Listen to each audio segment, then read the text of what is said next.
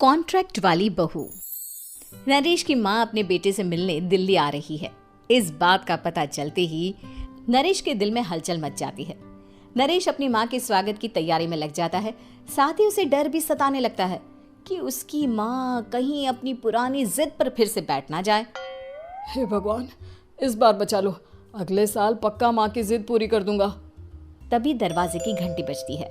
नरेश दरवाजा खोलता है तो सामने अपने मकान मालिक को देखकर हैरान हो जाता है, क्योंकि उनके साथ एक सुंदर सी लड़की भी थी। अब नमस्ते अंकल, कुछ काम था, मुझे बुला लेते। आपने क्यों कष्ट किया?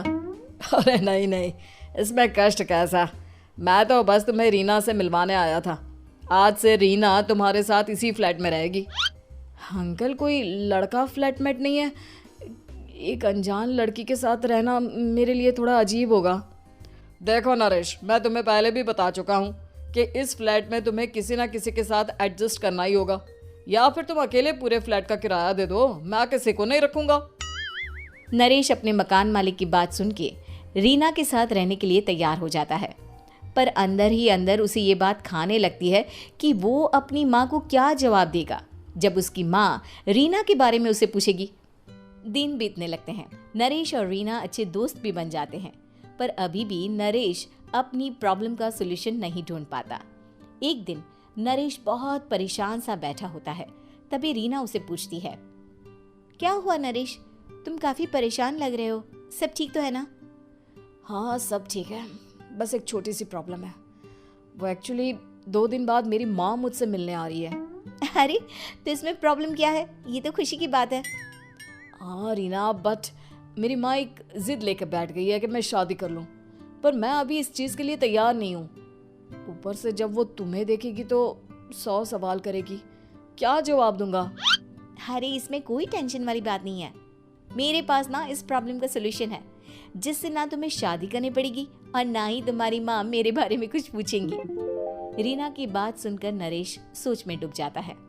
वो सोचता है कि रीना खुले ख्यालों वाली लड़की है, कहीं माँ को सच बता ना दे। नरेश को सोच में डूबा देखकर रीना कहती है, अरे क्या हुआ, किस सोच में पड़ गए? डोंट वरी, जैसा तुम सोच रहे हो ना वैसे कुछ भी नहीं है, मेरे पास एक प्लान है। मैं कुछ समझ नहीं पा रहा हूँ, कैसा प्लान? मैं समझाती हूँ। हम ना एक कॉन्ट्रैक्ट मैरिज कर लेते हैं। फिलहाल मेरे पास जॉब नहीं है, तो तुम इस रूम का किराया दे देना जब तक तुम्हारी माँ यहाँ रहेंगी, सिर्फ तब तक। और तुम अपनी माँ से कह देना कि मैं तुम्हारी पत्नी हूँ, इससे वो मेरे यहाँ रहने पर कोई सवाल भी नहीं करेंगी। अरे बात तुम्हारी ठीक है, पर माँ से झूठ बोलना, ना ना बाबा, मैं ये रिस्क नहीं ले सकता। कोई और आइडिया दो ना तुम। देखो मंजूर हो तो बोलो, वरना सच बता दो, मुझे कोई प्रॉब्लम नहीं है। रीना की बात सुनकर नरेश सोच में डूब जाता है। बहुत सोचने के बाद जब उसे कोई रास्ता नहीं मिलता तो वो रीना के बताए हुए रास्ते पर चलने के लिए तैयार हो जाता है। वो रीना से बात करता है और अपनी माँ की पसंद और नापसंद के बारे में बताता है। रीना भी नरेश की सभी बातों को ध्यान से सुनती है ताकि कहीं उससे कोई गलती ना हो जाए। आखिर वो दिन भी आ जाता है जब नरेश की माँ उससे मिलने दिल्ली आ जाती है। नरेश अपनी माँ को फ्लैट पर लेकर जाता है। जैसे ही नरेश की माँ फ्लैट के अंदर जाती है, रीना उसके पैर छू लेती है। ये देखकर नरेश की माँ थोड़ी घबरा जाती है और नरेश से पूछती है, अरे बेटा नरेश, ये कौन है? माँ, ये आपकी बहू रीना है।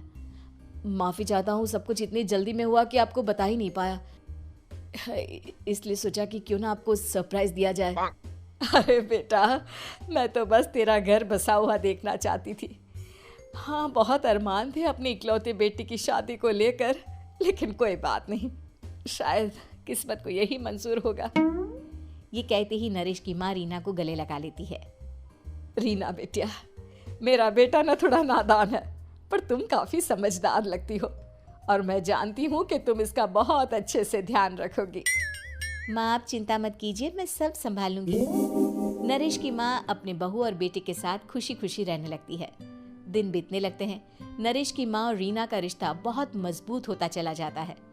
वो दोनों सारा दिन एक साथ रहती और खूब बातें करती।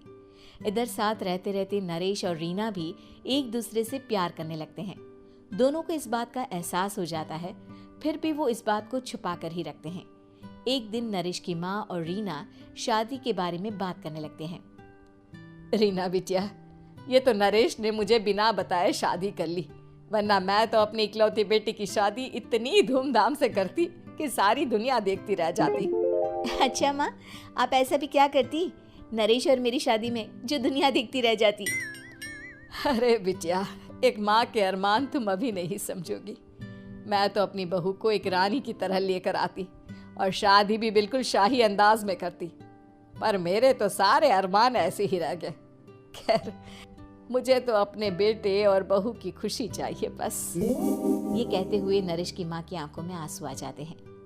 रीना भी ये सुनकर ख्यालों में खो जाती है, क्योंकि वो भी मन ही मन खुद को नरेश की पत्नी और उसकी माँ की बहू मानने लगी थी। शाम को जब नरेश ऑफिस से घर आता है तो रीना खुद को रोक नहीं पाती और नरेश के सामने उसकी माँ को अपने और नरेश के रिश्ते का सारा सच बता देती है। रीना की बात सुनकर नरेश की माँ दोनों से बहुत नाराज हो जाती है और घर वापस जाने की बात करने लगती है। तुम दोनों ने मुझसे सच छुपाकर बहुत ठेस पहुंचाई है मुझे। अब तुम लोगों के साथ नहीं रहना चाहती मैं, कल ही वापस चली जाऊंगी अपने घर। माँ, मुझे माफ कर दो, ये सब मैंने रीना के कहने पर ही किया है, वरना मैं भी आपको कभी ठेस पहुंचाने के बारे में सोच भी नहीं सकता। हाँ माँ, हमने ये सिर्फ आपका दिल रखने के लिए किया, प्लीज हम दोनों को माफ कर दीजिए। तुम दोनों ने मेरे अरमानों के साथ खिलवाड़ किया है, और वैसे भी मुझे अपने बेटे के लिए एक अच्छी लड़की ढूंढनी है, इसलिए मेरा यहाँ से जाना ही बेहतर होगा। माँ की ये बात सुनकर रीना खुद को रोक नहीं पाती। माँ, क्या मैं आपके घर की बहू बनने लायक नहीं हूँ? रीना की बात सुनकर नरेश हैरान रह जाता है। नरेश की माँ भी कुछ समझ नहीं पाती। मैं कुछ समझी नहीं, आखिर तुम कहना क्या चाहती हो? माँ, मैं वो नरेश से बहुत प्यार करती हूँ और साथ ही साथ मैं आपको भी अपनी माँ मान बैठी हूँ। आज जब आपकी बातें सुनी तो खुद को रोक नहीं पाई, इसलिए सारा सच आपको बता दिया। रीना की बात सुनकर नरेश की माँ की आंखों में आंसू आ जाते हैं और वो अपने बेटे नरेश और रीना को गले लगा लेती है। मेरे घर की बहू तो सिर्फ रीना बिटिया ही बनेगी। मैं आज ही तुम दोनों की शादी की तारीख निकलवा दूंगी, बस एक बार तुम्हारे घर वाले मान जाए। उसी दिन रीना के माता पिता भी उनके फ्लैट पर आ जाते हैं।